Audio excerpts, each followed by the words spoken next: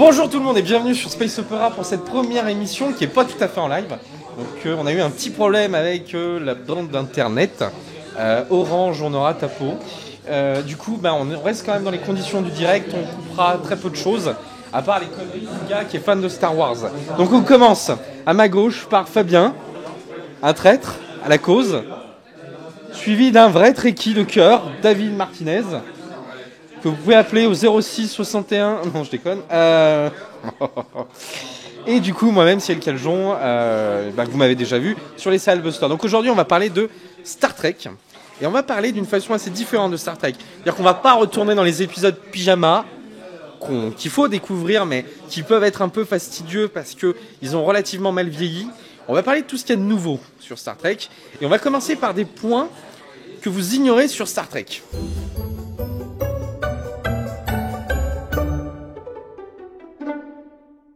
Je vais vous donner des petites infos déjà sur Star Trek.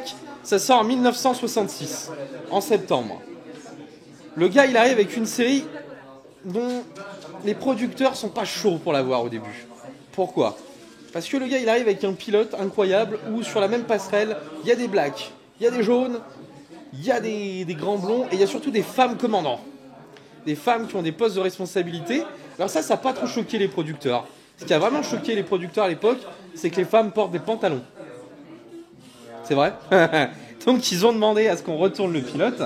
Et du coup, il a dû faire une nouvelle série avec un nouveau pilote où il a changé beaucoup de choses sur ce pilote-là, notamment le fait que Spock devienne insensible aux émotions. Sur le premier pilote, Spock se marre. À un moment, il sourit, il touche une fleur, il n'en peut plus là. C'est très différent du Spock qu'on connaîtra plus tard. Et en lançant cette série, Gene Roddenberry, qui sera appelé après par les fans le grand oiseau de la galaxie, se rend pas compte qu'il vient de révolutionner deux choses. Un, le format de la science-fiction à la télévision. Et deuxièmement, il a commencé à mettre en place quelque chose qui deviendra les conventions, sans s'en rendre compte. Parce qu'il a compris un truc, c'est que les gens qui regardent les séries télé deviennent des fans. Et à plusieurs moments, quand il a voulu faire pression auprès des studios, il a joué sur les fans. Et c'est là que ça devient génial, parce que le gars, il a su gérer son truc pas mal. Je vais vous donner quand même quelques petites infos. Les vrais trekkies de cœur ont ces informations-là, mais ceux qui ne connaissent pas Star Trek, c'est dans la pop culture. Par exemple, le téléporteur. Est-ce que vous savez que le téléporteur, à la base, n'était pas prévu du tout dans la série ? Pourquoi est-ce que ce n'était pas prévu ? Pourquoi est-ce que ça a été prévu ? Par contre, à cause du budget. Les gars, en fait, ça leur coûtait trop cher de faire des maquettes qui descendaient de planète en planète. Et du coup, ils ont eu l'idée du téléporteur, ce qui était assez judicieux pour après faire un voyage d'exploration planète Terre. Il y a un très bon épisode de Stargate qui reprend ça dans l'épisode 200 de Stargate. Il y a pas mal de blagues autour du téléporteur. Et notamment l'utilisation un peu scénaristiquement ubuesque qu'en faisait Star Trek. Et il y a d'ailleurs dans cet épisode qui s'appelle Extreme Warlow, l'épisode 200 de Star Trek, il y a d'ailleurs une grosse référence à Star Trek parce qu'ils recréent via de leur pont, vous savez les vaisseaux qu'ils ont dans Stargate, ils recréent un faux Star Trek quoi. Et c'est assez sympa avec notamment le capitaine Carter qui bat des cils comme Uhura. C'est assez sympa ça à voir. Deuxième chose, j'en parlais tout à l'heure un petit peu avant l'émission. Vous avez le salut de Spock qui n'est pas du tout extraterrestre. Alors, d'où vient ce salut ? Spock arrive un matin, il dit à Gene Roddenberry, un extraterrestre, ça salue pas en serrant la poigne. Ça c'est un truc terrien, je me vois pas dire bonjour. Salut homme d'une autre planète, comment vas-tu ? C'est très con. Et Roddenberry lui demande, et la production lui demande, tu veux faire quoi ? Il dit, vous savez, quand j'étais gamin, il était juif, Léonard Nimoy, et il venait d'une obédience un peu orthodoxe, et il voyait son grand-père saluer les gens de cette façon-là, j'arrive pas à le faire, mais de cette façon-là en fait. Et en fait, ça veut dire, dès que j'ai retrouvé le mot, ça parce que je parle pas l'hébreu malheureusement, ça symbolise la lettre Shin. C'est un message de paix, de bonjour, voilà, et ça vient de là en fait. Donc c'est assez sympa de savoir ça, et c'est rentré dans la pop culture ce symbole. Je sais pas si vous avez fait gaffe, souvent dans les épisodes, dans les séries télé, dès qu'un mec veut se moquer de quelqu'un qui comprend pas, il lui fait bonjour extraterrestre quoi. C'est rentré là-dessus, c'est très rigolo. Dernière chose, une autre chose. Savez-vous que Star Wars était à la Star Wars. Brûlez-moi. Star Trek c'est précurseur dans la façon de tourner, dans la série que ça propose. Et c'est aussi précurseur dans les idées. Le premier baiser interracial, c'est dans Star Trek. Juste pour vous donner un ordre d'idée, à l'époque, aux États-Unis, quelques années après, il y a un certain Larry Flint, pornographe bien connu, qui fait la même chose dans un magazine, qui se prend une balle, qui le rendra paralysé à vie. Pour vous dire un peu la tension autour de ça. Et ça avait même choqué les producteurs qui, à un moment, ont pensé carrément arrêter l'épisode en direct. Après l'arrivée du baiser, quoi. Tellement c'était... Alors, ils l'ont pas fait, pourquoi ? Parce que les scénaristes avaient mis ça de façon assez maligne dans le scénario et avaient expliqué que c'était le grand méchant qui forçait les deux protagonistes à s'embrasser. Mais c'était malin. En 95, DS9 aussi innove avec un baiser homosexuel. Alors, c'est pas les premiers à le faire. Il y avait une autre série en 94 qui l'avait déjà fait, la série Brookside. Mais en 95, il y a un baiser homosexuel, oui, dans DS9 entre Jadia Dax et une ancienne compagne d'un de ses hôtes. Je vois, en fait, ce que vous voyez pas, c'est qu'il y a des trickies derrière. Ils ont des phasers pointés sur ma gueule et dès que je dis une connerie, je ramasse. Excuse-moi de te couper parce que justement, il y a quelque chose qui m'est arrivé assez intéressant. C'est qu'à un moment donné, j'ai montré DS9 à un ami qui connaissait pas du tout le monde de Star Trek. Et sa première réaction quand je lui ai montré le pilote de DS9, ça a été de dire mais c'est sorti quand cette série ?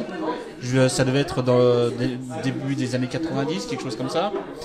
Et il me fait mais déjà à l'époque, il pensait à un noir commandant d'une station orbitale avec tout plein d'extraterrestres autour et il doit gérer des problèmes de race.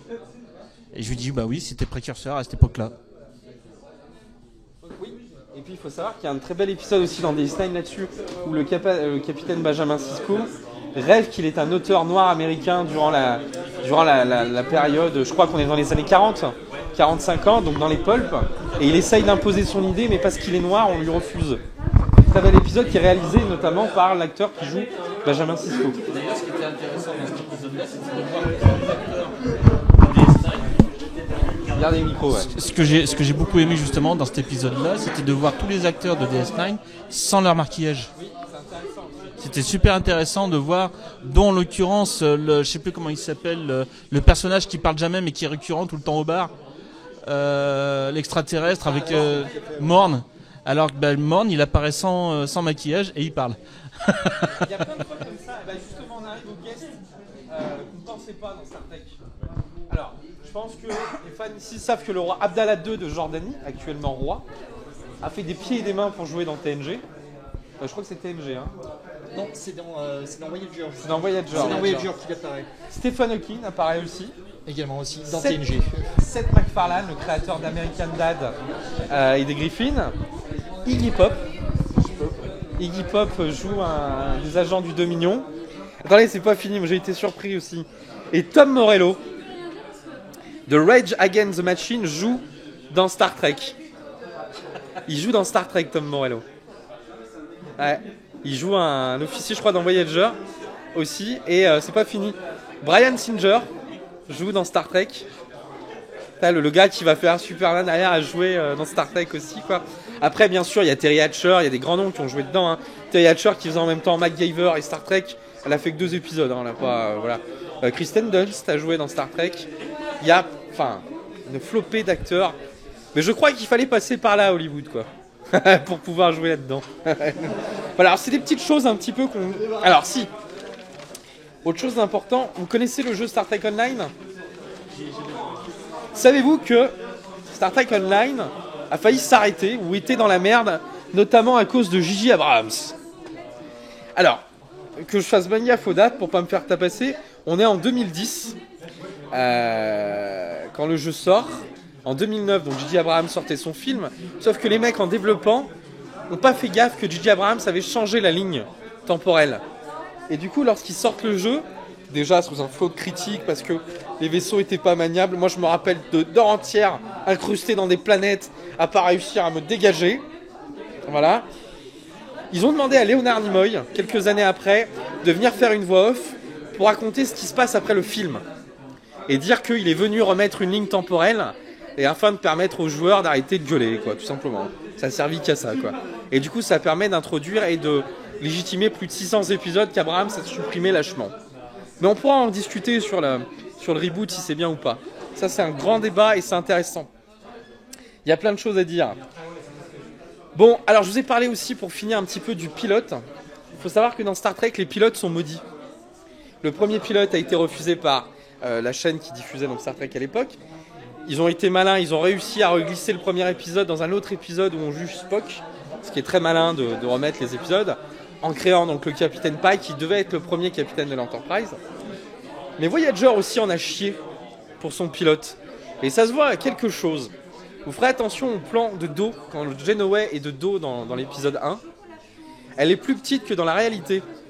Pourquoi ? Parce qu'en fait, c'est l'actrice, j'ai bouffé son nom, c'est l'actrice Geneviève Bujold qui a fait le premier épisode de Star Trek Voyager.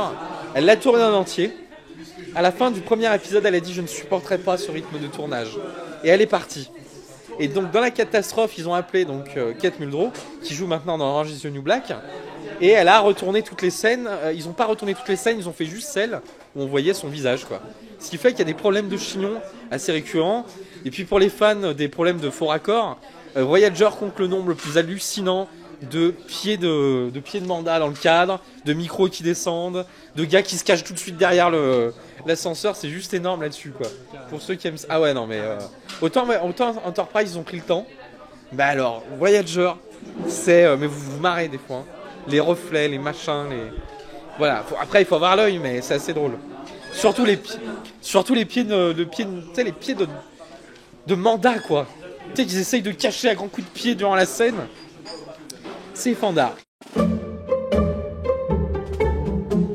voudrais donc vous parler maintenant. On a fait un petit point sur les web-séries Star Trek qui existent. Et est-ce qu'on peut diffuser le magnéto ? Et voilà, petit point sur les web-séries, je crois. Ouais, c'est les web-séries le premier.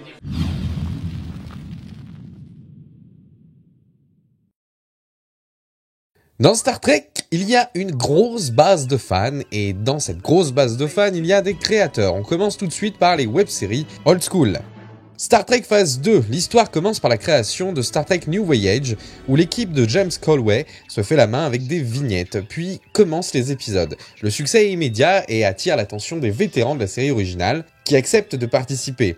On rencontre entre autres Walter Groening, Grace Lee Whitney, Mahel Roddenberry, Dennis Crosby, Barbara Luna, Marie-Linda Rapelye et plein d'autres acteurs de la série originale, mais aussi Dorothy Fontana et David Gerrold pour les auteurs. Avec les progrès réalisés et suite au succès, New Voyage s'agrandit et devient donc Phase 2. Phase 2, c'est la série qui a été prévue en 1978 par Gene Roddenberry pour reprendre la saga. Mais cette dernière ne verra jamais le jour. Certains scripts d'épisodes de la web-série viennent donc de ce projet avorté. D'autres sont des reprises d'épisodes existants mais développés selon la vue de l'auteur, en dehors des contraintes de production de l'époque. Star Trek Continues a été créé par quelques membres de l'équipe suite à un désaccord interne. Il semble que si Phase 2 cherche à s'émanciper de la série originale pour avoir sa propre existence, Continues est beaucoup plus axé sur le mimétisme poussé, oui car les deux séries sont des recasts. On retrouve d'autres acteurs pour jouer les personnages emblématiques de la série tels que Kirk ou Spock. En web-série plus légère, vous avez Red Shirt Diaries. Le concept vous propose de suivre le journal de bord d'un Red Shirt qui vous raconte sa version de ce qui se passe dans les épisodes de la série classique. C'est piquant, c'est frais et c'est à voir. Concernant la France, on n'est pas à la traîne. Une nouvelle web-série Space Fleet est très inspirée de Star Trek. Elle propose, comme dans une galaxie près de chez vous, sa version parodique du space opéra Sostriki. Merci Nicolas pour m'avoir aidé à faire ce sujet parce que c'était relativement compliqué. Ce qui est intéressant dans ces web-séries, c'est qu'il y a vraiment un engouement aux États-Unis là-dessus, quoi. C'est un truc de fou, les gars, ils remplissent peut-être des fois plus de salles que le casting original. Et du coup, le casting original joue le jeu à fond. Ils viennent, ils reprennent leur rôle pour certains, pour ceux qui sont encore en vie, quoi. Ou voilà, ils sont là-dedans, ils reprennent d'autres rôles, c'est juste génial. Le seul reproche que je ferais à ces web-séries, c'est qu'elles ont gardé les longueurs de la série originale. Alors c'est un style, c'est sympa. Elles ont eu accès aux décors. Elles ont reconstruit les décors avec les modèles de l'époque. Il y a vraiment un soin du détail hallucinant. Et il faut savoir que du coup, il y a un tel engouement que vous pouvez trouver les versions sous-titrées FR. Vous pouvez les voir en sous-titrées FR parce que vous avez vraiment une grosse communauté qui s'occupe de faire les sous-titres dans toutes les langues possibles et imaginables, quoi. Et c'est vraiment très intéressant. Voilà, je n'ai plus rien à dire d'intelligent.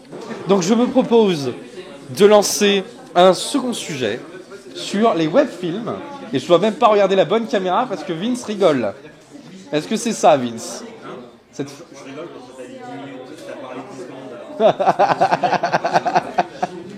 Là, on va parler des webfilms Star Trek. Et là aussi, il y a des choses sympas avec une interview d'Alec Peters, pas sous-titrée.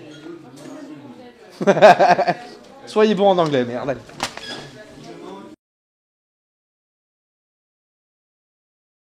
Star Trek, c'est aussi des films, et là aussi vous avez des créateurs qui ont beaucoup de talent. On commence avec Star Trek Renegade, qui est une production impressionnante qui réunit les castings des séries originales, toute époque confondue. On retrouvera donc Walter Groening encore une fois, Tim Russ, Robert Picardo, Manu Intiraymi, et des petits nouveaux comme Corinne Nemec et Parker Lewis et Adrienne Wilkinson. Oui, c'est la fille de Xena dans la série du même nom. Le fan-film réalisé par Tim Ross propose un scénario très sombre par rapport à la franchise, mais pertinent. 10 ans après le retour du vaisseau Voyager du Quadrant Delta, la Fédération est en crise. Les fournisseurs de cristaux de lithium sont en train de disparaître. Les différentes planètes sont de moins en moins visitées et le contact se fait de moins en moins les isolant. Mais ce phénomène n'est pas naturel. Il est provoqué par quelqu'un. L'amiral Pavel Chekhov de Starfleet se tourne alors vers le commandant Tuvok et charge celui-ci de créer une brigade composée de renégats, de rebelles, même de criminels qui devront identifier la cause de la pénurie de cristaux de dilithium et la stopper à tout prix. Et d'un autre côté, vous avez aussi Prélude to Axanar qui propose l'un des fan-films les plus innovants, toutes catégories confondues. Avec une sorte de docu-fiction réalisée par la Fédération elle-même, Alec Peters nous propose ici une histoire inédite qui fait le lien entre Star Trek Enterprise et la série classique. Il nous raconte surtout comment le mythique classe Constitution a vu le jour. Je suis bluffé complètement aussi là, enfin, c'est impressionnant. Les qualités sont incroyables. Alors il faut savoir que c'est les mêmes équipes qui s'occupent des effets spéciaux sur les deux films. C'est des mecs qui font que ça maintenant. Et même pour d'autres web-séries qui arrivent, ils vont faire que ça au niveau des effets spéciaux. Il y en a un autre, j'ai pas encore pu tout lire là-dessus, ouais, mais il y en a un qui vient de lancer un crowdfunding. Mais viens parler au micro, c'est quoi? C'est quoi du coup? Prélude Renegade ou Prélude to Axanar? Ah, il y a un deuxième prévu. Je sais qu'il y en a un autre, il y a une autre qui est sortie cette semaine. Ah ouais. Mais là, c'est déjà un film. Hein. Il dure 1h et quelques, hein, celui-là. Hein.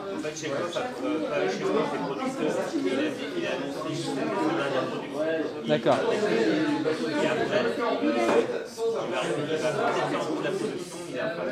Ok. Effectivement, la qualité, elle est bluffante. Ça vient aussi de l'abnégation des créateurs. Les gars, ils vivent ça, ils font que ça. On a eu la chance de pouvoir parler avec Alec Peters, le réalisateur donc, de Prélude to Axanar. Et il a été très patient avec nous. Parce que pour la petite histoire, et là c'est vrai, pour la petite histoire, on a fait la première interview. On lui dit au revoir. Il est content d'avoir parlé avec des Français. 5 minutes après, on s'aperçoit que ça n'a pas du tout enregistré. Tout penaud, histoire vraie. Tout penaud, on le rappelle, on lui redemande. Et le problème, c'est qu'il a été malade. Il a chopé, je sais pas, un truc vraiment important. Il est passé 1 semaine et demie à l'hôpital et on était dans l'inquiétude de savoir si on pouvait retourner l'interview un jour avant l'émission. On pouvait éviter de clamser tout de suite. C'était un peu ça la tenue de nos messages. Et il a été très gentil, il a répondu encore à nos questions avec un cadrage douteux mais super sympathique. Interview.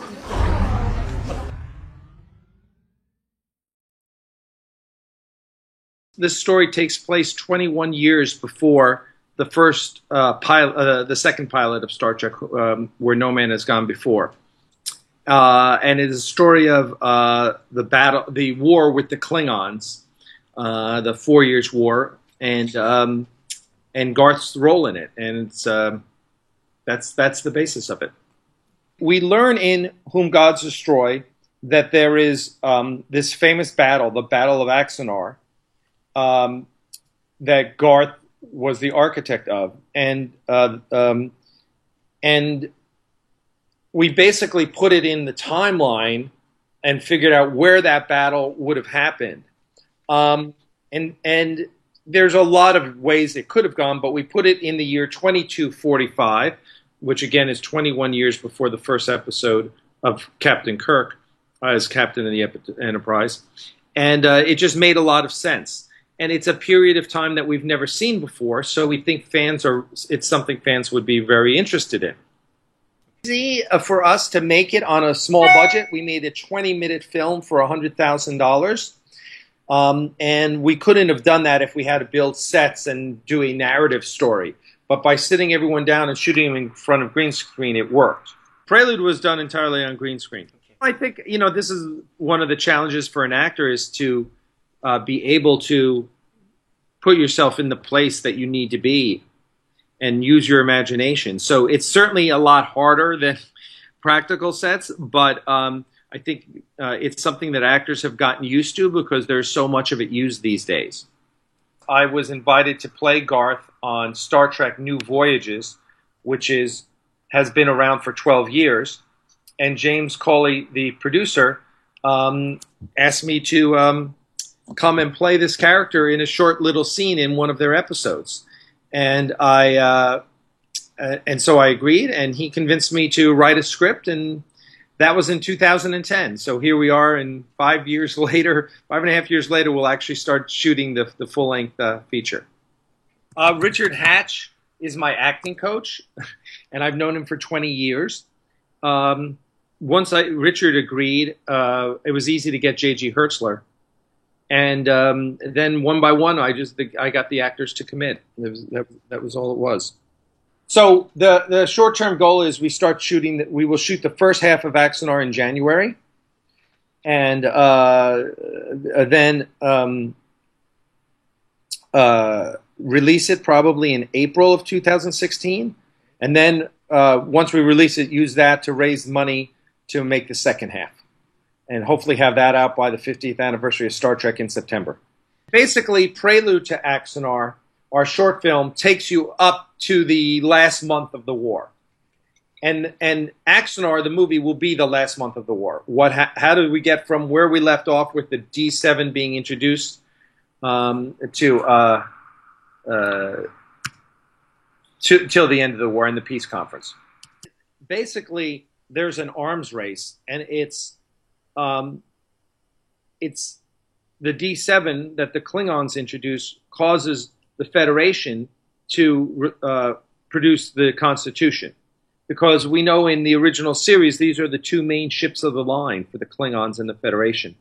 So we just posit that there was an arms race in the war and that these are the dreadnoughts of their time. And so the Constitution is basically the answer to the Klingon D7. If I had to do another sci-fi series, you mean an established one? Oh, if we were to do it, well, I think first the answer is we want to do something new that we own, not someone else's property. That being said, I'm a huge fan of Battlestar Galactica, the new one. I can say this weekend we were at a convention and spoke with both Gigi Edsley from Farscape and Rick Worthy from Battlestar Galactica, and they're both very interested in our project. So Rick has played many roles on Star Trek before, and he's a wonderful actor with a very good voice. So I definitely see him playing a Klingon, and he seems pretty excited. So you're the first people to hear that. And then Gigi was very interested as well. So we'd have to find, just kind of have to find a role for her.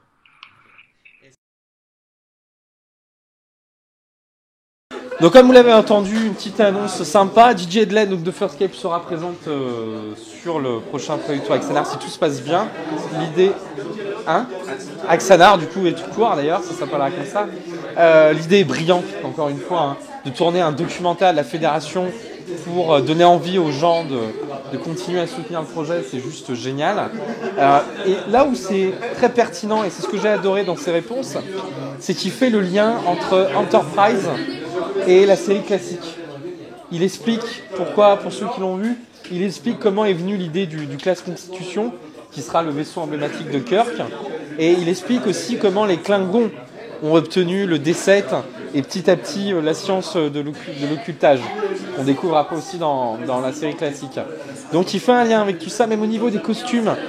c'est pensé avec intelligence. On voit tout doucement que ça glisse sur les costumes de Kirk et de tout son équipage, qu'on en a fini avec ceux d'Enterprise, et que ça glisse là-dedans, et c'est génial pour ça, quoi. Je trouve que c'est une des préludes Renegade, je trouve que c'est cool, hein. Mais déjà, je trouve que c'est pas trop l'esprit Star Trek. On est dans quelque chose de très à la mode, de très sombre, de très into darkness. Alors que c'est pas nécessairement l'esprit Voilà. Star Trek, J.J. Abrams. Voilà, mais avec Axana, avec Peter, tient quelque chose de sympa et qui pense peut réconcilier aussi la jeune génération. On parlait des reboots, et moi je suis pas contre les reboots, même si ça peut niquer l'œuvre. Faut plus que je dise de gros mots, on m'a dit dans mes commentaires. J'y pense à l'instant. Même si ça a abîmé l'œuvre, je trouve que ça a amené un nouveau public jeune à s'intéresser à Star Trek. Et même si des fois, comme pour Doctor Who, ils sont là, il y a déjà tant d'épisodes, mais je vais jamais tout finir. Ils se sont dit, il y a quelque chose à regarder avec ce qu'a fait Abrams. Pourquoi est-ce que les gens gueulent? Et Abrams, dans son idée de rebooter, il a rendu quand même hommage aux anciennes séries. C'est-à-dire que si vous faites gaffe, il y a plein de clins d'œil et de détails. Il a même rendu hommage en fait même au précédent. Il a même rendu hommage en fait au précédent film, puisqu'il y avait énormément de clins d'œil en fait qui ont été faits, donc en particulier avec le Star Trek 2 original et le Star Trek 3 avec la scène en particulier mythique qu'il a inversé où Spock donc meurt dans la chambre intermix. Il y a énormément de clins d'œil dedans. Ah, ça sera à voir. Mais ouais, moi aussi j'étais surpris par la fin. Je me suis dit ouais. bon bah ça y est, je l'ai vu. Et là, my fucking god, oh mon dieu. Non, là il m'avait surpris, mais moi j'ai aimé les deux. Bah après ils sont bien. Il y a un débat dans la communauté des trekkers, ouais. Ouais, c'est vrai qu'au niveau, alors on me dit dans le public que les acteurs c'est autre chose. Ouais, après Kirk, William Shatner n'est pas un grand acteur, quoi. William Shatner, à part gueuler Kirk pendant 10 minutes, on se rappelle pas de lui pour grand chose. Ou à part pour avoir chanté My Way à la conférence Star Wars, voilà, c'est pas mal. Après, il est charismatique. Après, Leonard Nimoy a un rôle sympa. Pour parler de cette guéguerre qui est rigolote entre Star Wars et Star Trek, je vous conseille le film Fine Boy, qui est énorme là-dessus. Voilà, et c'est vrai que c'est une guéguerre qui... Alors en France, c'est pas une guéguerre entre les fans de Star Wars et Star Trek, c'est surtout entre les fans de Star Trek et de Doctor Who que c'est sympa. Doctor Who, moi j'aime bien dire Doctor Who, une vraie série. Voilà, je vous laisse mettre de la haine dans les commentaires. Mais Galifrance se reconnaîtra là-dedans. Spécial dédicace à Thomas. Voilà, on se livre une guerre en convention entre les... Bien, mais gentil la guerre, hein, rien de méchant, quoi. Oui, ouais, les guerres sont... Ouais, les gars peuvent pas se blairer, quoi. Et regardez Fanboy, c'est juste énorme, la scène où William Shatner trahit George Lucas, elle est tellement énorme, cette scène, elle est tellement... Où il vend les plans du Skywalker Ranch sous le manteau, elle est géniale, quoi. On allait en parler justement, effectivement, dans les comics, il y a des crossovers, et même des crossovers... Allez, on en parle tout de suite. Il y a des crossovers incroyables. Il y a Tortue Ninja, par exemple, et la nouvelle génération. Il y a les X-Men et la nouvelle génération. Et il y a Doctor Who, par contre, le crossover Doctor Who et Star Trek est très très intelligent. Il est super bien fait entre les Borg et les Cybermen. Et puis en plus, c'est différents docteurs qui interviennent à différentes époques. Et c'est génial. Franchement, je les ai en anglais chez moi, ils sont incroyables. Et c'est vrai que Star Trek en termes de comics, c'est pas terrible. Alors, il y a eu une période comme Star Wars dans les années 70, voilà, où il y avait des choses. Mais c'est dégueulasse comme l'animated series, quoi. Voilà, c'est des choses, faut pas en parler, quoi. Voilà. À savoir que dans l'animated series, il y a les Sailants, les hommes à tête de lion. Je sais pas si vous l'avez vu, l'animated series. Il y a les hommes à tête de lion qu'on retrouve maintenant dans Star Trek Online, qu'on peut jouer dans Star Trek Online, quoi. Chose de personnes qui ont totalement disparu. C'était une parenthèse. Oui, les gens comme moi jouent encore à ça et ont grand plaisir à perdre des heures à traverser toute la galaxie. Voilà. Tu sais ce que j'adore faire moi au jeu Star Trek Online? D'arriver...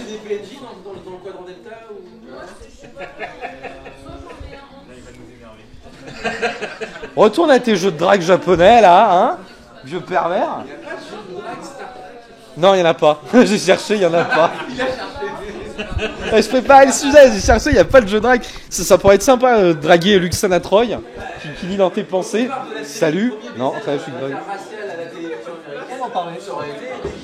Mais d'où tu veux mettre du sexe dans Star Trek, toi? Non, mais tu sais qu'ils ont attendu que le créateur de Star Trek meure pour commencer à tuer des gens en masse, quoi, tu sais? Il y a une série française qui s'appelle Star Sex, faite par un Français. Notre spécialiste d'Orcel. On écoute. Nous avons quelqu'un en France qui a fait une mini web série qui s'appelle Star Sex, qui tourne totalement Star Trek à la dérision, en version Marc Dorcel, avec On dit merci un qui petit peu de pudeur quand même. Merci Jackie et Michel. Merci le même avec Star Wars. Il y a la même chose. Alors, si on peut parler, il y avait un comics qui n'a pas fait long feu malheureusement et qui était intéressant, qui s'appelait Space Cake. Et c'était une parodie de Star Trek. Pas assumé, mais on voyait que c'était ça avec la même chose. Et c'est très intéressant parce que du coup, ça jouait surtout sur le personnage de Kirk. Et je me rappelle, moi, en fait, c'est un peu du comic strip, quoi. Et je me rappelle donc d'une planche où le capitaine, on lui dit, il y a une nouvelle espèce. C'est que des femelles et tout, c'est que des Amazones. Alors le mec, il arrive, bah oui, envoyez-la moi dans la cabine, l'ambassadrice, c'est tout. Et arrivé à un moment, les autres essayent de lui dire que dans leur planète, les femelles mangent le pénis des mâles, quoi. Et ils n'ont pas le temps de le dire, et c'est énorme. Et c'est tellement Kirk dans le délire, ça, c'est voilà, c'est ça. On revient un petit peu au niveau de l'émission comme ça devait être. Et je me suis perdu encore une fois. Non, par contre, si vous voulez parler, alors allez, on va continuer dans les choses qui ressemblent à Star Trek mais qui n'ont jamais dit que c'était Star Trek. Galaxy Quest est intéressante parce que ça raconte la vie des gars en convention surtout. C'est ça. Et de l'image que les gens s'en font. Il y a une autre série qui s'appelle Les Décalés du Cosmos, une série canadienne. Qui s'appelle, donc il y a déjà 4 saisons, qui mélange un petit peu tout d'ailleurs, Star Wars, Star Trek, la planète des singes, tout ce qui peut exister. Le capitaine, donc Ardillon, et le jeu de mots est fait exprès. Son assistant, son officier scientifique est un robot sexuel tout droit sorti de... Ouais, c'est ça. Attends, je vais juste couper. L'agent scientifique qui s'appelle donc est un esclave sexuel tout droit sorti de Mobius. Vous savez dans Métal Hurlant, la scène avec l'esclave sexuel, c'est la même. Voilà, et tout est drôle, le robot qui est censé singer 6PO, il a un peu gay sur les bords, il se tape tous les épisodes de La Croisière s'amuse en boucle, voilà quoi. Cette série elle est vraiment énorme, et le méchant c'est Dark Bobo, donc il y a Dark Vador clown et son armée de clowns, et franchement ça va voir, c'est tordant. C'est excellent, ça. C'est Et vraiment sinon, excellent. les Québécois aussi avaient fait une série qui s'appelait Dans une galaxie près de chez nous. Et ça fait 4 saisons et 2 films, je crois, au moins films. Mais vraiment, c'est très très populaire Mais c'est un Québec. animé aussi. Non, c'est une série qui était à la base pour les enfants. C'était un truc un peu bête et méchant. Et du coup, les Québécois se sont pris au jeu. Et les gars ont dû relever le niveau des scénarios, quoi. Et ça va même finir dans un film. Hein. Il me semble qu'il y a un film québécois dans une galaxie près de chez vous. C'est arrivé dans une galaxie près de chez vous. Voilà. Et c'est des bilos. Ça ressemble beaucoup à Red Dwarf pour ceux qui connaissent Red Dwarf. Voilà. Red Dwarf, très bonne série anglaise à regarder quand vous avez que ça à faire, parce que c'est un peu long. Voilà. Je peux remettre le micro. Voilà. On a parlé des films, très très bien. Maintenant, on va parler un petit peu des livres Star Trek. Et oui, il y a des gens comme moi qui sont des bourses sur pattes et qui n'ont aucune volonté quand ils voient quelque chose de leur franchise qu'ils adorent. Et à force de vendre des reins, on arrive à avoir une collection un peu sympa. Mais pas de reins. Du coup, je fais pipi toutes les 10 minutes. On va commencer par une collection qui n'existe plus, malheureusement. Je drague Star Trek. Mais je crois que j'ai avoir vu déjà, mais c'est pas des jeux officiels. Fleuve Noir qui éditait ça. Très bonne collection de livres. Là, je vous ai amené 3 livres qui m'ont je les ai tous, hein, mais qui m'ont particulièrement plu parce qu'ils sont écrits par William Shatner.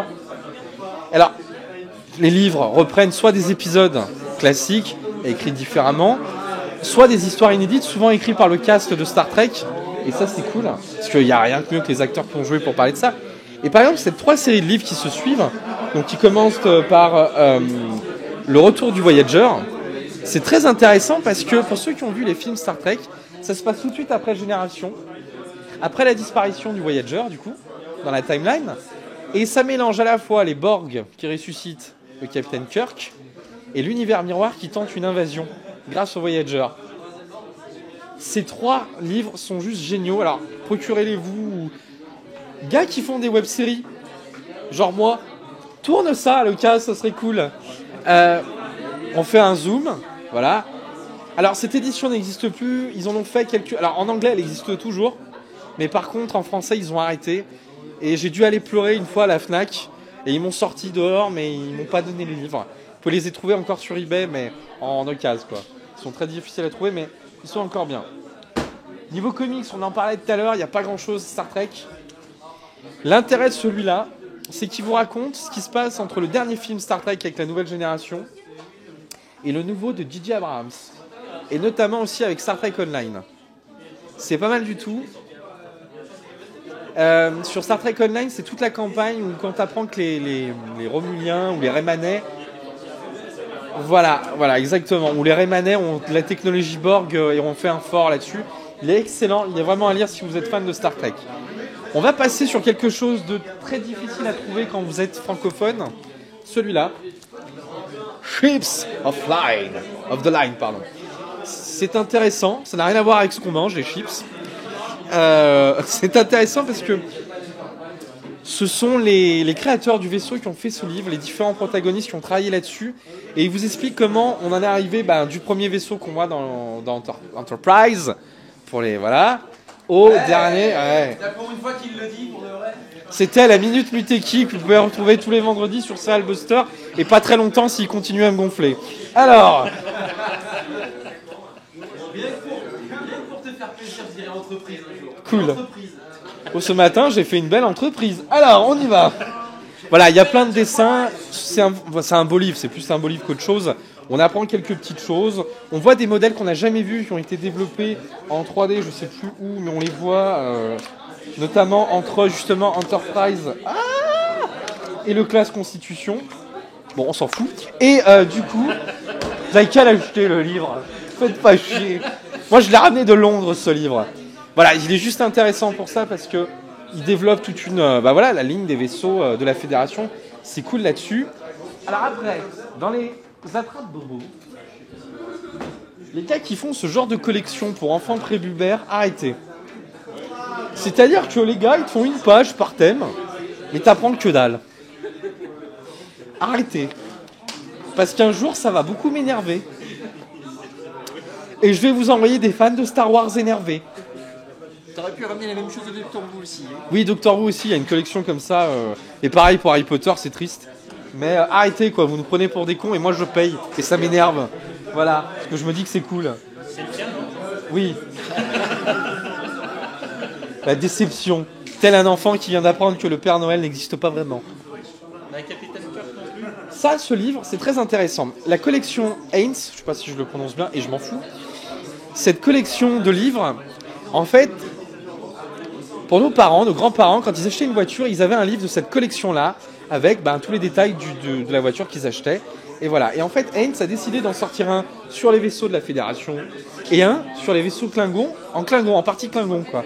Et donc il l'a en rouge et je trouve que c'est une super belle initiative. En plus, c'est vrai, vous avez vraiment des plans détaillés pour les fans de maquettes. Vous pouvez vraiment vous référencer là-dessus, c'est intéressant. Par contre, encore une fois, ils sont qu'en anglais. Voilà. C'est très dommage. Mais c'est cool. Oui. Il y a une collection aussi, tiens. Il y a une collection là. On a l'ami Damien de la Minute Muteki ou de Muteki. Il y a une collection japonaise de vaisseaux de la Fédération. Très intéressante, dont je soupçonne fortement les éditions Eaglemoss de s'être inspirées. C'était japonais. Les Japonais font des jolies choses en termes de miniatures. Et même Revell et AMT ont jamais été capables d'arriver à ce souci du détail, quoi. Ouais, c'est... Les mecs, ils passent leur temps à ça, de toute façon. Hein. Les gens passent leur temps à acheter ça. N'oubliez pas que j'ai ma page Tipeee, où vous pouvez m'envoyer des potes. Alors, ce livre, on peut m'envoyer des potes. Alors, ce livre, il est très cool. Pourquoi ? Parce qu'en fait, il référence tous les goodies et tous les collectionnables qui existent sur Star Trek. Du casse-noix au cure-ongle. Je rigole pas, quoi. Il y a des trucs de malade. C'est voilà. Là, il y a un casse-noix Star Trek. Et il y a des trucs de malade. Ils vous référencent aussi les conventions qui ont eu lieu, les annonces. Enfin bref. Ce truc, c'est une merveille. Bon, il faut que vous soyez célibataire pour commencer à le lire, tellement il est long et documenté. Mais, enfin bref. C'est un des meilleurs achats que j'ai fait sur Star Trek, vraiment, hormis les statuettes, les jouets, les collectionnables. C'est génial parce qu'en plus, ça vous aide à, voilà, vous voulez compléter une collection, il y a les références, vous pouvez vraiment aller chercher loin, et c'est génial là-dessus, quoi. Ok ? Allez, on arrive à autre chose auquel je voulais parler. Souvent, les gens me disent, ouais, j'aimerais bien me mettre à Star Trek, comme j'aimerais bien me mettre au sport, donc ceux-là, on n'y croit pas.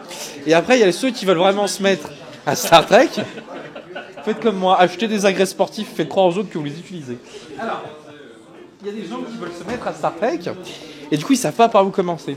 Il y a ça, il y a écouter François Pérusse, ou si tu veux commencer à bien faire tes devoirs, il existe une collection thématique de DVD Star Trek.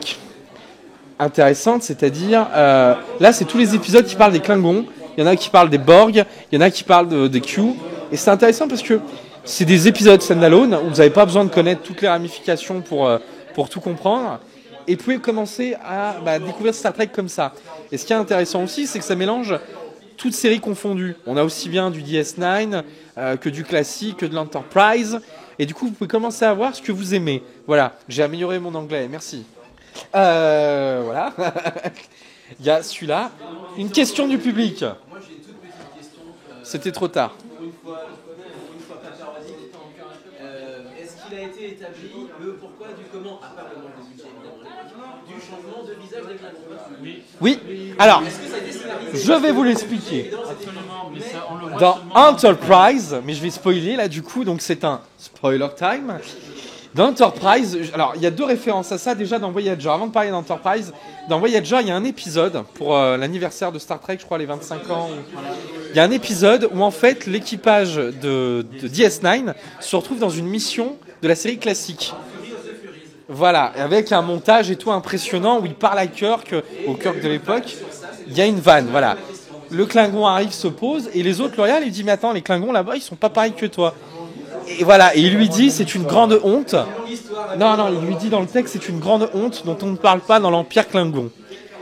Arrive Enterprise et la saison 4 d'Enterprise où on nous apprend qu'en fait les Klingons, alors ça a à voir aussi avec toute la mythologie de Khan pour faire très rapidement en prenant des raccourcis, les Klingons essayent de faire des êtres comme Khan, comme le personnage de Khan, des êtres améliorés, et du coup ils gèrent mal le génome, et du coup ils créent une maladie Klingon que seuls les Klingons contractent, qui font disparaître tout ce qui était leur force, tout ça, et qui les rend comme des humains en fait. Et du coup, à la fin de cet épisode, le docteur Klingon qui a initié malheureusement cette maladie, qui a pas fait exprès, il dit je vais travailler toute ma vie, mais effectivement ça va prendre 2-3 générations avant qu'on retrouve des vrais Klingons quoi. Et c'est comme ça qu'ils expliquent. Ce sont des Klingons malades, voilà. transformé. Exactement. Ils ont un génome manquant. Voilà, ils ont expliqué ça comme ça. Après, dans Enterprise, il y a des anachronismes aussi énormes, hein, comme la première rencontre avec les Ferengi, les Borg. Voilà.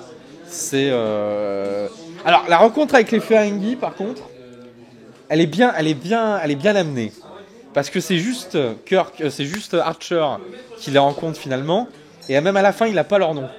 Il leur donne pas leur nom, donc c'est pas mal amené, quoi. Alors ce livre, pourquoi on vous le présente ? Parce que je trouve ça hallucinant qu'un monsieur qui a autant de doctorats en droit, qui donne des cours à nos futurs avocats, à nos futurs procureurs de la République, prenne le temps de comparer le droit dans Star Trek avec le droit international et les lois des différents pays. Et c'est une super idée parce qu'il a analysé tout ça, il a regardé, il a comparé, on a eu une discussion formidable depuis 45 minutes qu'on ne pourra pas tout vous diffuser parce que ça n'intéresse que moi. Non, mais elle est formidable la discussion, c'est un passionné. Et il m'expliquait, et là où je veux poser un gros coup de gueule, c'est qu'en France, on est les champions pour réclamer des conventions Star Trek, on est les champions pour réclamer du Star Trek à la télé, et quand on a des auteurs de cette qualité qui font des choses, c'est juste malheureux qu'ils doivent aller faire des conférences à Québec. Voilà. Organisateur de salon, méditez un petit peu à ça. Continuez à mettre du Star Wars, du Doctor Who, du machin, mais quand on a des gens qui ont, qui ont fait des travaux comme ça, je sais pas, il faut faire quelque chose pour que ça soit connu. Et voilà. Vas-y, bloque ça, robot YouTube. Voilà, donc c'est Fabrice Desferrard. On a une petite interview, et je vous laisse découvrir un petit peu l'essentiel de l'interview qu'on a eu la chance d'avoir avec ce monsieur.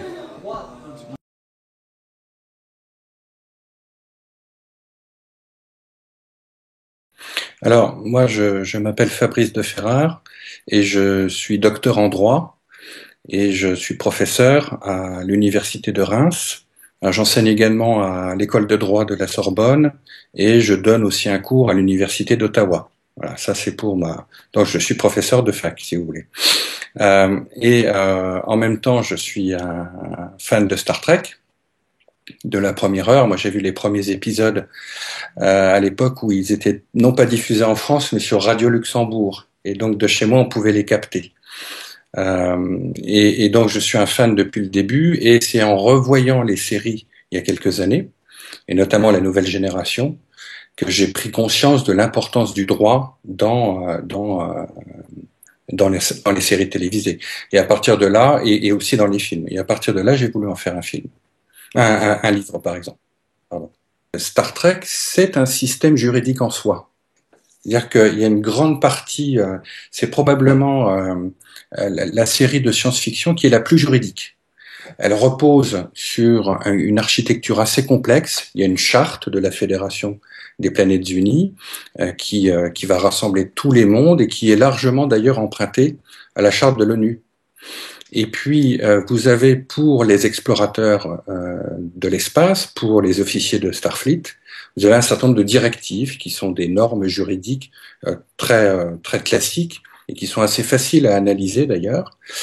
Et parmi les normes les plus importantes, c'est la fameuse directive première. La directive première, si vous voulez, c'est la norme sur laquelle repose toute l'exploration de l'espace, mais c'est aussi ce qui constitue l'originalité et la logique de Star Trek.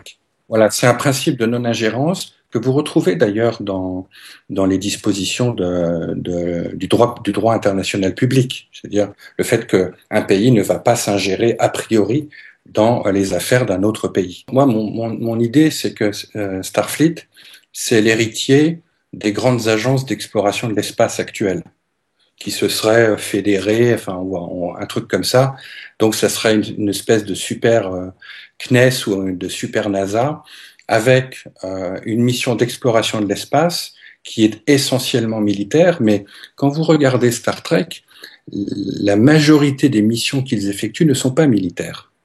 Ce sont des missions d'exploration pacifique, soit des missions diplomatiques. C'est très très net dans la nouvelle génération ou dans DS9. Ce sont des missions aussi d'assistance. Souvent, on envoie l'Enterprise porter secours à des personnes ou prêter assistance.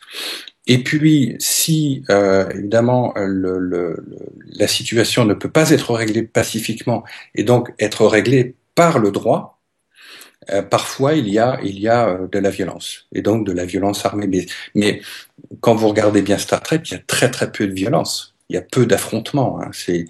Je mets de côté le tout dernier Into Darkness où je trouve que c'est plus violent que d'habitude et peut-être qu'on sort un peu de la logique Star Trekienne, mais sinon il n'y a pas de violence dans Star Trek parce que c'est pas l'objet de la série et parce que l'objectif c'est de résoudre des conflits de manière pacifique. Dans Star Trek Enterprise, ce que je trouve absolument remarquable, et c'est une série qui est mésestimée, et c'est un grand tort. C'est une très grande série qui est parfaitement dans l'esprit Star Trek, mais avec cette particularité, c'est qu'elle a été créée avant que ne soit fondée la Fédération, et donc ils n'ont pas la directive première. Et ce qui est très intéressant justement, et je pense à l'épisode Le troisième sexe, Cogenitor, qui est un épisode remarquable et qui explique à quoi l'on s'expose, aux tragédies auxquelles on s'expose s'il n'y a pas de normes. C'est un épisode qui vous montre précisément que, faute de directive première, eh bien, on a laissé remplacer la norme, la règle de droit, par des sentiments personnels, par sa subjectivité, par sa propre morale, et du coup, eh bien, le fameux premier contact qui aurait dû très bien se dérouler au cours de cet épisode est un échec. Il est un échec et il est un échec cuisant.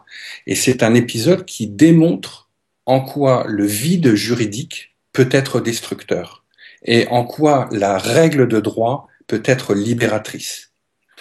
Alors, je trouve que Enterprise, de ce côté-là, est assez novateur. Alors, vous parliez également de Voyager.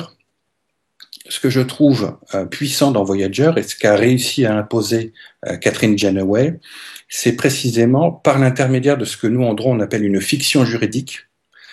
Elle parvient à maintenir le droit de la Fédération et les missions de Starfleet, c'est-à-dire continuer à explorer l'espace, en dépit de la rupture.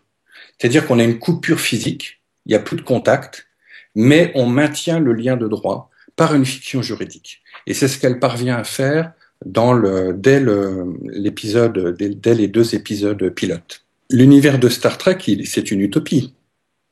C'est une utopie et il est paradigmatique dans le sens où il nous propose un modèle, à la fois un modèle d'exploration spatiale, un modèle de société, qui notamment serait un modèle qui se serait affranchi des guerres et de la pauvreté et même de l'économie et de toutes les tares de l'économie de l'économie excessive.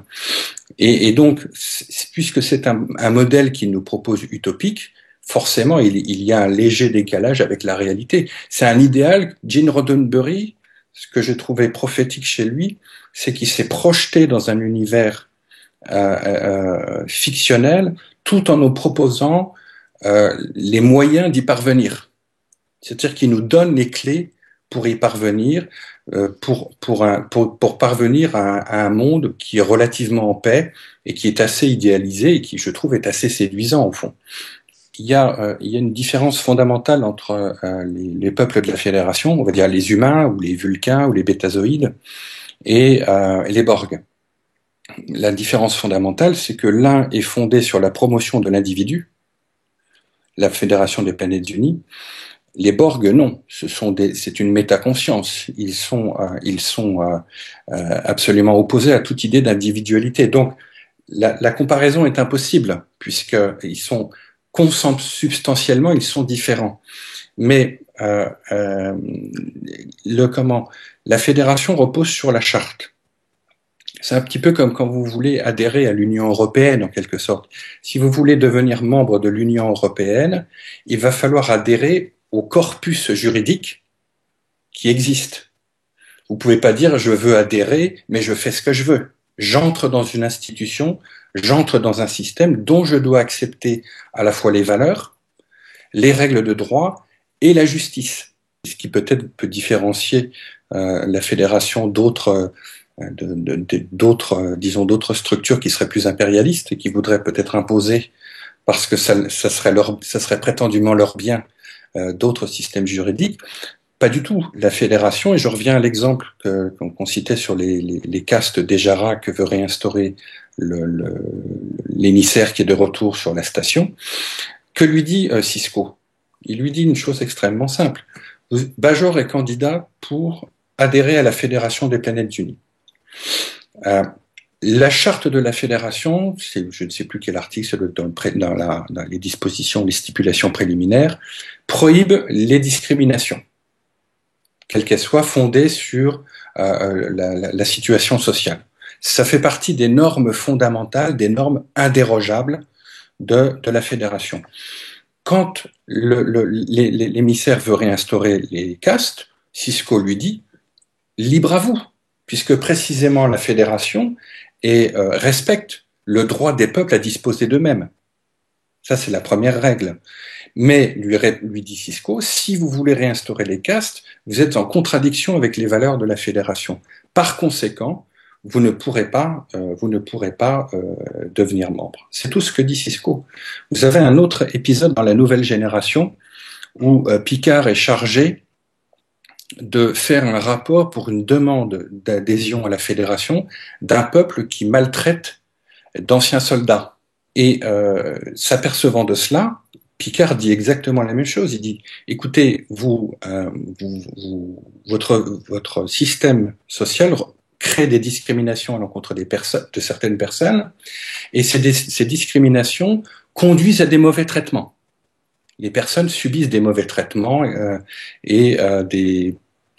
peut-être pas de torture, mais en tous les cas, des actes qui sont contraires à la dignité de l'individu.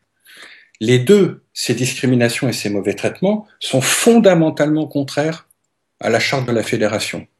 Que dit Picard? Faites ce que vous voulez. Mais moi, je vais rédiger un rapport qui conclura défavorablement à votre candidature. Donc il n'y a pas de, Picard ne dit pas, écoutez, soit vous rétablissez l'égalité, vous prenez en considération ces individus que vous maltraitez, soit on vous tire des torpilles à photons sur la figure. C'est pas ce que dit Picard. Tout n'est pas rose hein, dans Star Trek. Il y a des crimes, il y a même ce que j'appelle dans mon livre des xénocides, c'est-à-dire c'est un mot qu'on pourrait créer juridiquement, qui sont en fait le génocide d'une civilisation extraterrestre.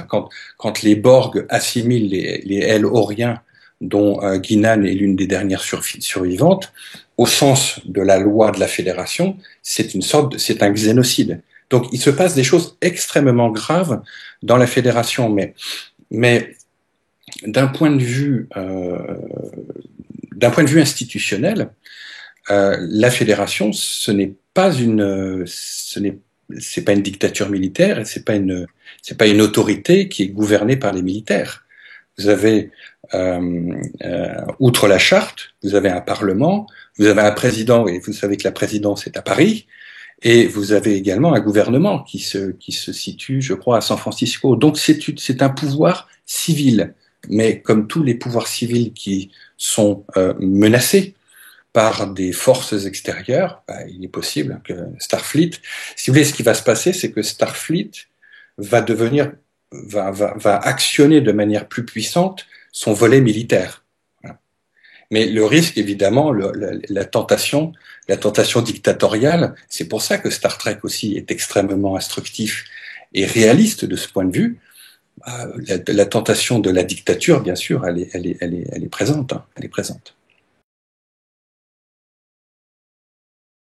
Alors, dernière partie de ce pseudo-live.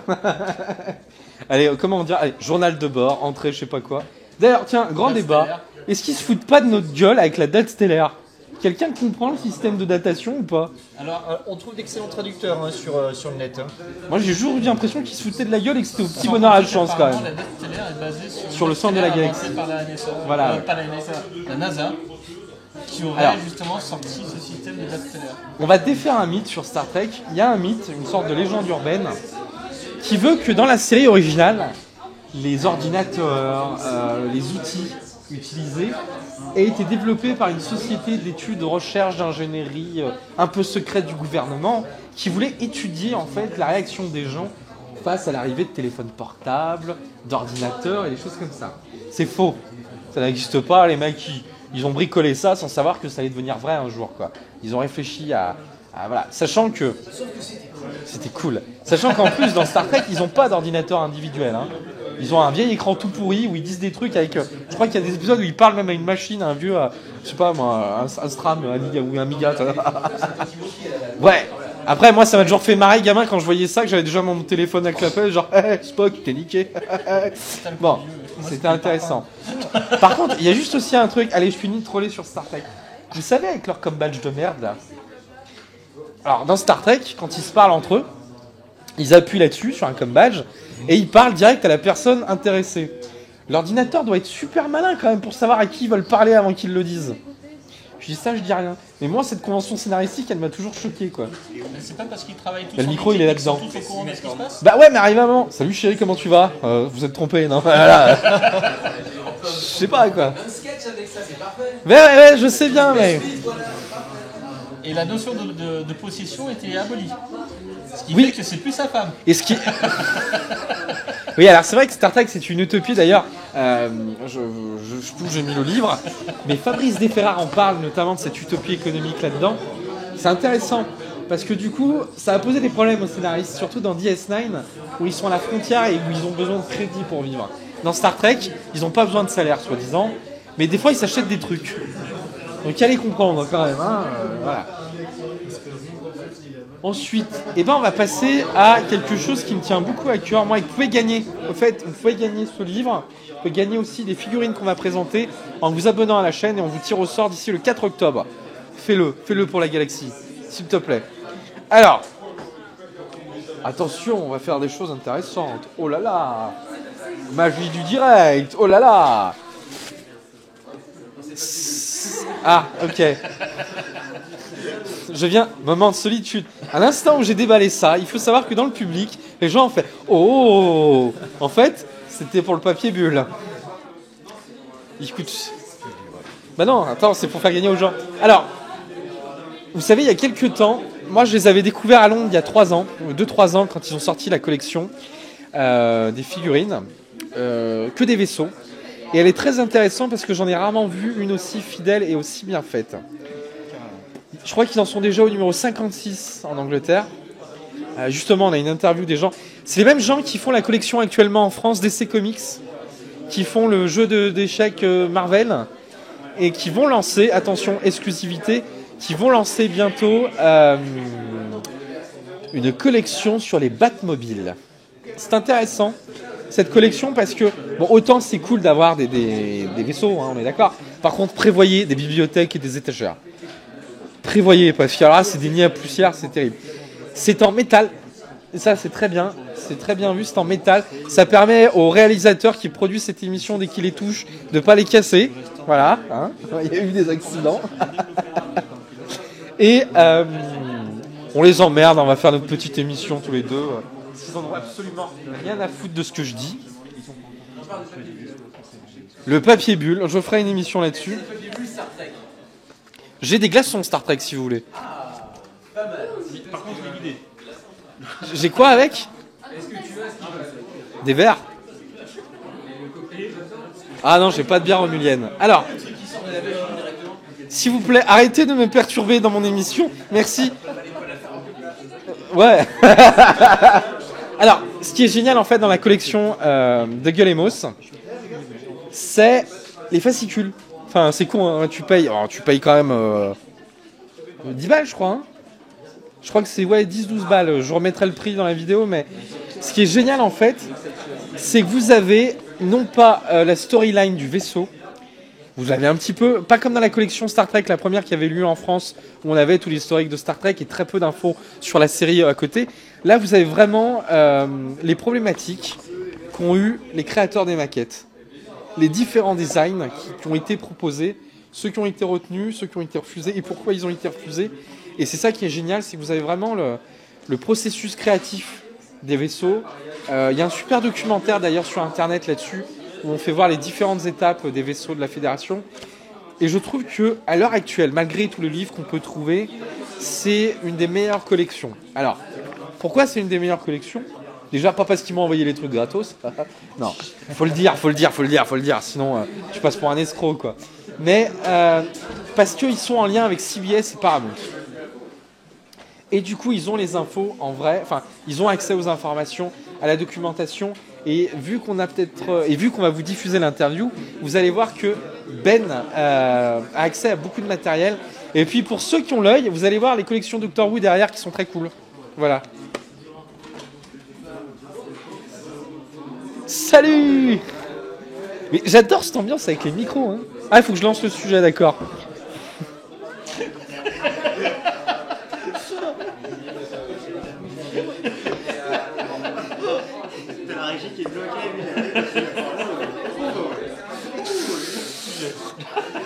Sujet.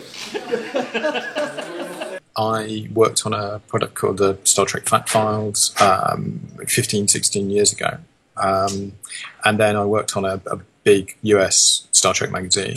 And during that time, I made a lot of contacts with the people at the VFX houses. I know a lot of people who worked on the show. And I have better contacts and a better library than anybody at CBS or Paramount. Because I know the people who worked on the show, who made the models, I've been able to go back to them and we get the actual original Lightwave files from them. They produce new renders for them so that we can see all of the surface details. And then we convert the Lightwave file into a format the factory can work with and send it to them. So when they're copying, they have the actual CG model that was used on the show. I have a list of things that I want to do. And then it's a question of whether they exist in the right format or not. So obviously, there are things that we all know have to be in this collection. I tried to keep a balance between all the different eras. So I think whenever anyone thinks about Star Trek ships, you draw up a list and there would be a dozen or so that everyone says, well, you've got to do that. So, you do all of the Enterprises, Voyager, the Defiant, there are plenty of things that are kind of must-haves. And then after that, I have a very good knowledge of the show, or a lot of things that I remember. And I try to I have a big list, and I try to keep a balance between the different shows. So there are a lot more ships in Enterprise, for example, than in Deep Space Nine. But I have a list, and I try to think, okay, well, we must keep doing the Klingon ships, we must keep doing the Federation ships, we must keep doing, the major races that Voyager ran into in the Delta Quadrant. So, it's a balancing act to try and keep as many people happy as possible, and then it's just personal prejudice. It's just what I want to do. There are some things that are really difficult because they were never built as CG, and I'm not sure how desirable they are, but they're kind of important, so we'll have to do them. So say the Kazon ships or something like that from Voyager, I don't think everyone sits there thinking, I wish I had a Kazon Raider. A couple of people might. But but I think that they appear in a lot of episodes, so we will have to do them, but I haven't got around to it yet. It hasn't been there. Ben voilà, je pense qu'on a un petit peu fait le tour sur tout ce qu'on pouvait dire actuellement sur Star Trek. Donc, on est désolé pour le direct, on n'a pas pu, parce qu'il y avait un problème de bande passante. Du coup, l'émission a été enregistrée à peu près dans les conditions du direct, malgré le fait que j'ai été perturbé par un public indiscipliné. Je dirais Damien Juric, de la Minute Muteki. Voilà, je balance. Non, voilà, je voudrais remercier Uchronium qui nous a accueillis malgré son agenda très chargé, parce que ce soir, en plus, c'est une avant-première, je crois, sur Magic. Donc, n'hésitez pas à venir découvrir Uchronium. 51 rue de la Thibaudière, je crois. 55 rue de la Thibaudière. 51 étant une boulangerie. Prenez un truc et après, vous allez à Uchronium. Voilà. Qu'est-ce qu'on peut dire d'autre ? Voilà, allez voir tout ça sur Star Trek. Et après, si vous avez vraiment envie de découvrir la série, n'hésitez pas à nous contacter pour nous demander par où commencer. Il y a plein d'ordres. Il y a l'ordre chronologique, il y a l'ordre de diffusion, il y a l'ordre par mois, qui est très différente aussi. Et grâce à ça, j'en ai converti beaucoup. Et si toi aussi, tu veux rejoindre l'église de Trekologie, abonne-toi.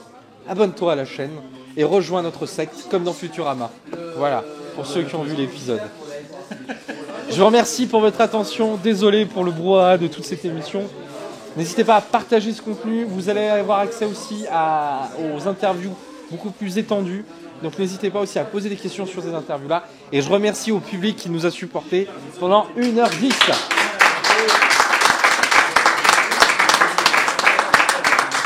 Je tiens à préciser que chaque membre du public a été payé pour être là. Merci. Sur ce, longue vie et prospérité. C'est fini ? Ouais ! Lancement ! Sujet.